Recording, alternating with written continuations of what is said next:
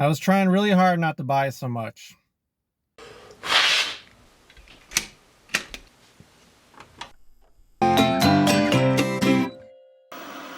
Hey guys, I'm waiting in line at the Elkhorn Antique Flea Market.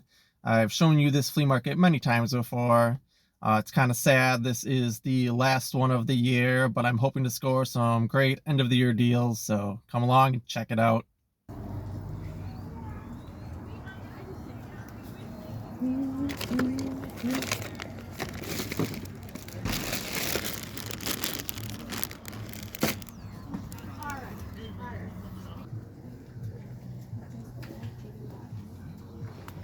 I saw one, but it was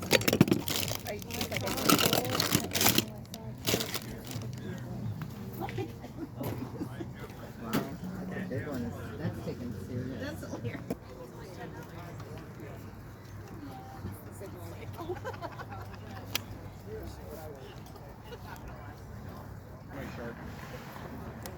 In the box, wow. $50? That's a pretty good deal, actually. Come down a little bit on the price and see if everyone.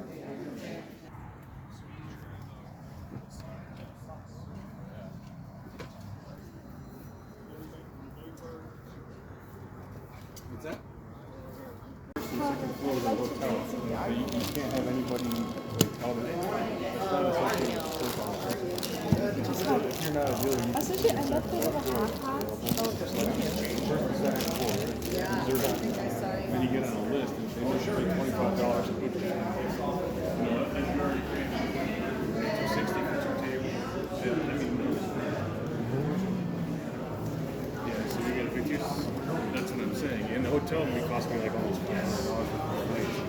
It's like $124 a night, 4 nights. Yeah, you gotta have that high-end stuff if you're gonna make that work. It's already an expensive show if you're just doing it.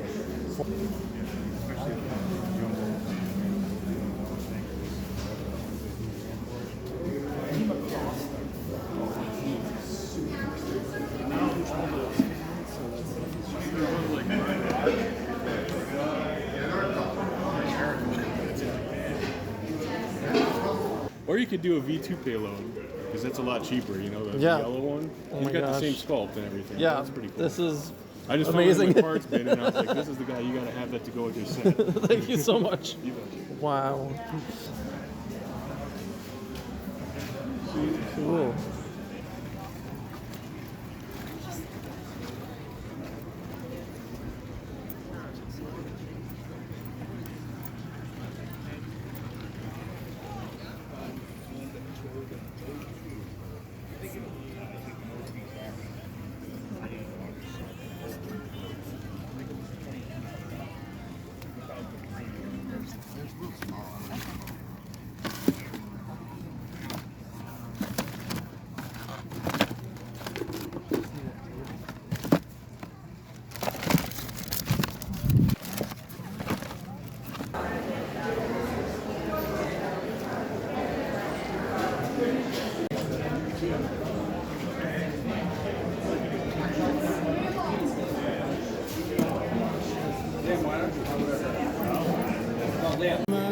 So save your time while it's true.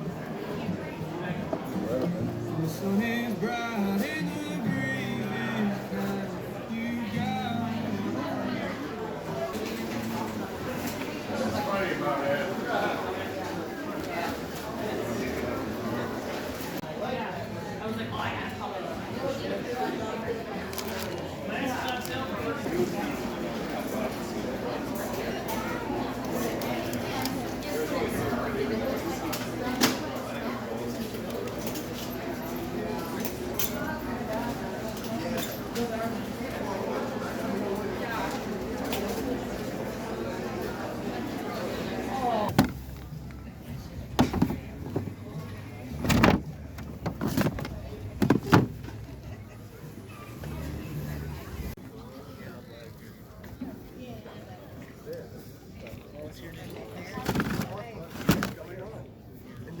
They don't have a toy person. They didn't have a toy person yet. They had a DVD person. Like, $6.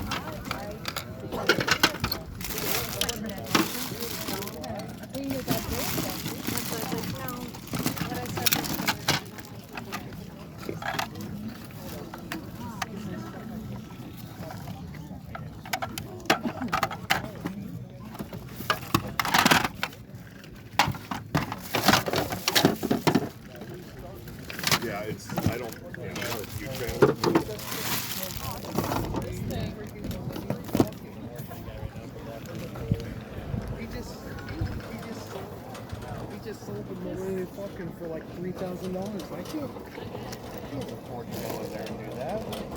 I'm right there with you. Like, at the end of the day, I'm like, what do you do?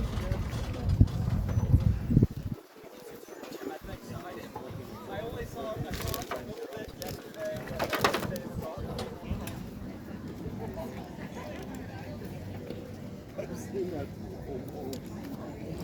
walk through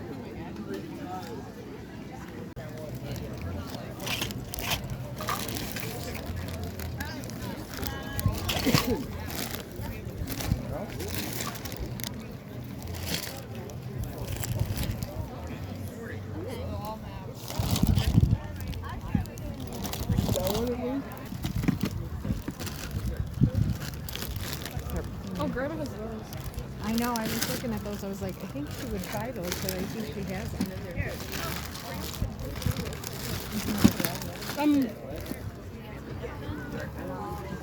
I'm looking.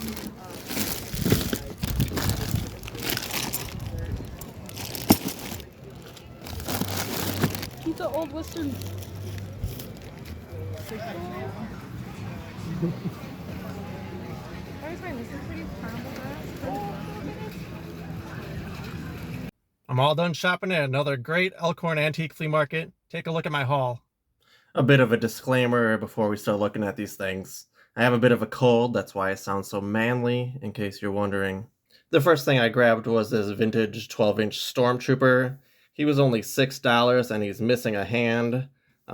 If you know, these hands are kind of like a rubbery material and they tend to melt this plastic, so either the hands get stuck and they break off or it just kind of fuses together, which is the case for some of my other ones. You can see kind of the melting going on here on the wrist.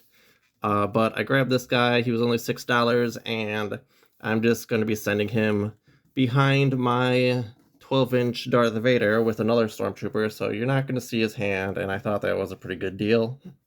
Next, something very unexpected happened. One of my favorite vendors who sells at Elkhorn and sells at Chicago Toy Show gifted me this torso for a G.I. Joe payload figure.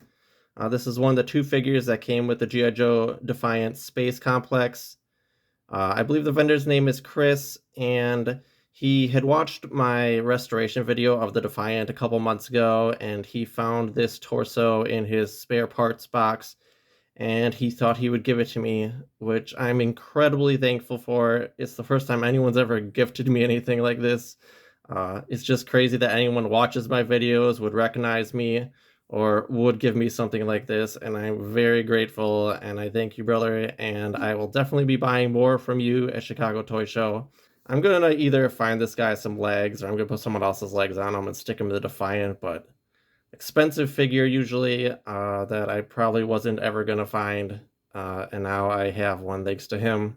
I wasn't trying to spend a lot of money at the flea market, so I just grabbed a couple things out of his $5 bins. Here's another low gray. I have a bunch of low gray accessories, and I just need more Ewoks to fill out my Ewok Village tower I'm working on, so another Ewok never hurts. And then I grabbed a Panther who's got some nice scrapes in his flocking, but other than that, he's pretty decent. I grabbed him because in my spare parts I've had a saddle for a long time, and I just needed a Panther to put the saddle on for my He-Man display. At the next vendor I bought something from, I've got this real Ghostbusters lunchbox. It's got some scraping on it, but the image is still nice. And it has the thermos inside, which is a pretty boring looking thermos. You'd think they put a little more artwork on there, but it's got it. I got this for $10, and he threw in these parts I found in some bins at his stand. There's a part for the TMNT Flush-O-Matic, a Leonardo sword, and the saddle for Caveman Leo's Triceratops, which that's a good $20 piece in itself, so bundling these together for $10 was a good deal. This next item we're going to need to back up for, so excuse my workshop here where I'm shooting. This is the She-Ra Crystal Castle playset. It is the equivalent of Snake Mountain or Castle Grayskull for He-Man and Skeletor. I've been wanting this for a while, but usually when I find it, it's just a shell. This one had the windows and the doors and the flag, so That's all I really cared about, is having it look good displaying from the outside. It does have a few pieces inside. We'll open her up. It's got the elevator, which rises to the top here. And then it's got two of the railings here and the chandelier. It's missing all the furniture, which I'm going to piece together eventually. But like I said, I just really care that it looks good from the outside so I can put it on the top of my Motu display with the other two castles. So I'm really happy to find that. And there was some bonus Pegasus wings in here. We got one wing for Swiftwind and 2 wings for Arrow. Just a little bonus that was in the castle in case I ever need these when I find those horses. At the next vendor, I ended up buying an entire box full of TMNT stuff, and this was the only thing I really wanted in the box, but the vendor ended up giving me a deal I couldn't pass up for a bunch of other parts and things you'll see. But this is Michelangelo's Cowabunga Surf Buggy. The reason I wanted this was because earlier this year you may have seen my haul video where my friend Kyle gifted me a ton of his TMNT figures from when he was a kid. And inside of that tote of figures there were all of these parts for the surf buggy. So here is mostly just the shell for the surf buggy. And if I take the parts, we get a pretty much complete surf buggy. Added the flag, the engine bits, the cooler, the bomb, the guns, the foam, the headlights, the mirrors. So the only piece that's currently missing is the surfboard for the figure to use. So that's a really nice thing here when I added Kyle's parts. In that TMNT box, I got a parachute. I don't exactly know how I'm going to display this, but there it is. I got a bomb for Party Wagon. This is the front end of a G.I. Joe Cobra Maggot. And then we got another pizza thrower, which has the front thing and the handlebars. It's in pretty good shape. It's missing the seat. Battery compartment looks clean. It's probably the cleanest one I have, so I'll probably take the body of this one and make a nicer one for my collection. These were the figures that were in the box. Nothing too special here. From the 2012 series, we've got Leatherhead here. And we've got the storage shell version of Donnie, who has his bow staff. We've got one of the shell biter weapons for the foot soldiers. We've got a Muckman who's missing all of his pieces. I do have some parts for this guy in my spares, so that's alright. We got a storage cell Donnie here who lost his storage capacity.